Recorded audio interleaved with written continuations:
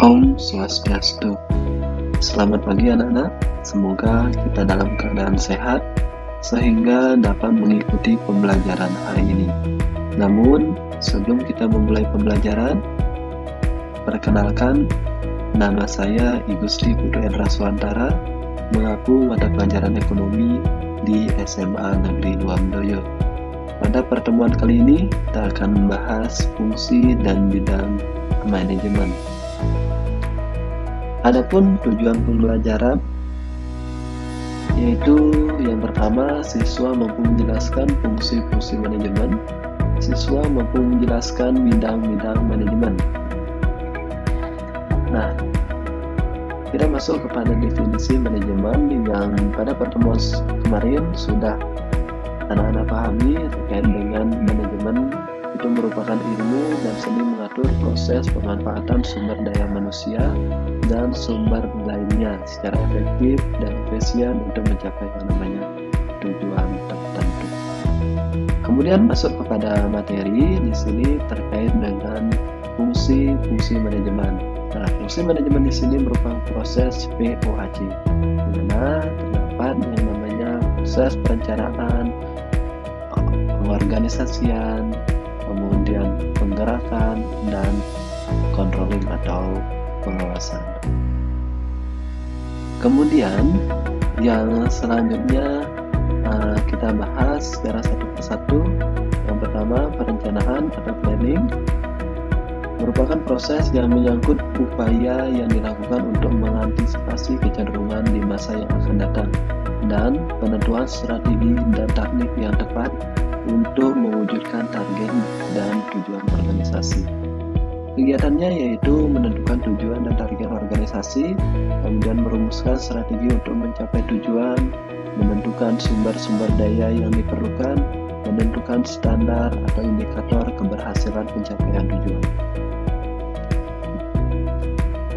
Yang selanjutnya, pengorganisasian merupakan proses yang menyangkut bagaimana strategi dan taktik yang telah dirumuskan dalam perencanaan didesain dalam sebuah struktur organisasi yang tepat dan tangguh, sistem dan lingkungan organisasi yang kondusif, dan bisa memastikan bahwa semua pihak dalam organisasi bisa bekerja secara efektif dan efisien guna mencapai tujuan organisasi.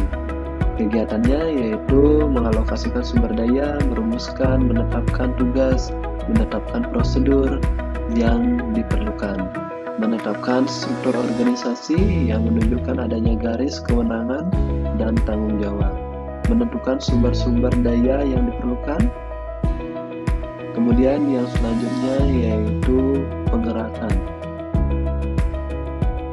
Nah, penggerakan di sini menempatkan semua anggota pada kelompok agar bekerja secara sadar untuk mencapai suatu tujuan yang telah ditetapkan sesuai dengan perencanaan dan pola organisasi. Kegiatannya yaitu mengarahkan orang lain untuk bekerja dengan sebaik-baiknya, berkomunikasi secara efektif dengan berbagai pihak, mendorong orang lain agar menyadari potensi yang ada di dalam diri, memberikan penghargaan kepada karyawan yang berprestasi. Selanjutnya yaitu pengendalian atau controlling, di mana proses yang dilakukan untuk memastikan seluruh rangkaian kegiatan yang telah direncanakan, diorganisasikan, dan diimplementasikan bisa berjalan sesuai dengan target yang diharapkan sekalipun ada berbagai perubahan dalam lingkungan yang harus dihadapi. Kegiatannya di sini yaitu mengevaluasi keberhasilan dalam pencapaian tujuan dan target organisasi sesuai dengan indikator yang telah ditetapkan, mengambil langkah klarifikasi dan koreksi atas penyimpangan yang ditemukan, melakukan berbagai alternatif solusi atas berbagai masalah yang terkait dengan pencapaian tujuan dan target organisasi. Kemudian bidang-bidang manajemen. Masuk kepada materi selanjutnya, bidang manajemen, di mana bidang manajemen itu terdiri dari production manajemen, marketing manajemen, financial manajemen, human resource management, dan administrative management. Kita bahas satu persatu terkait dengan Bidang-bidang manajemen tersebut yang pertama manajemen produksi, di mana kegiatan yang terencana dan terarah untuk mengubah input menjadi output dan melakukan penilaian terhadap hasil produksi. Tentunya dalam manajemen produksi ini hanya terdiri dari dua kegiatan, yaitu perencanaan dan pengendalian output. Kegiatannya yaitu perencanaan sistem produksi berkaitan dengan rencana produk, volume produksi, proses produksi, lokasi, dan tata letak, rancangan pekerjaan, dan tenaga kerja. Kemudian pengendalian sistem produksi berkaitan dengan pengendalian mutu dan manajemen persediaan.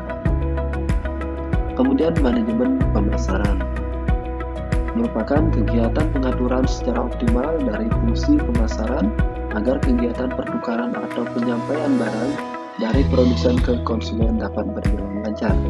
Pemasaran merupakan kunci agar produk yang dihasilkan dapat diterima oleh pasar. Kegiatannya yaitu yang pertama riset pasar, segmentasi pasar, bauran pemasaran, dan kepuasan pelanggan. Kemudian manajemen keuangan, di mana kegiatan manajemen yang berhubungan dengan langkah untuk mendapatkan dana atau modal yang dibutuhkan dan bagaimana penggunaan dalam rangka mencapai tujuan organisasi. Cakupannya yaitu manajemen sumber dana, manajemen penggunaan dana, manajemen pengawasan dan penggunaan dana. Kemudian selanjutnya manajemen personalian.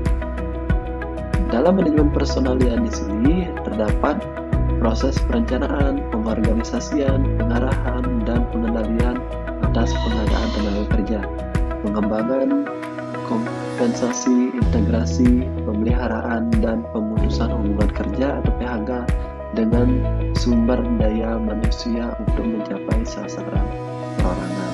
Kegiatannya yaitu penerimaan pegawai, penilaian pegawai, promosi dan mutasi, pemberian motivasi kerja.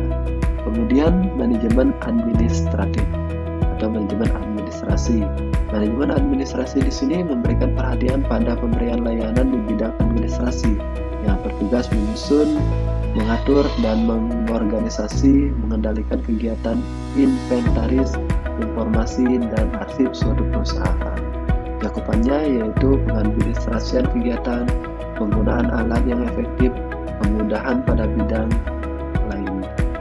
Nah, barusan kita sudah membahas terkait dengan fungsi dan bidang manajemen. Sekarang, saya berikan tugas kepada anak-anak sekalian.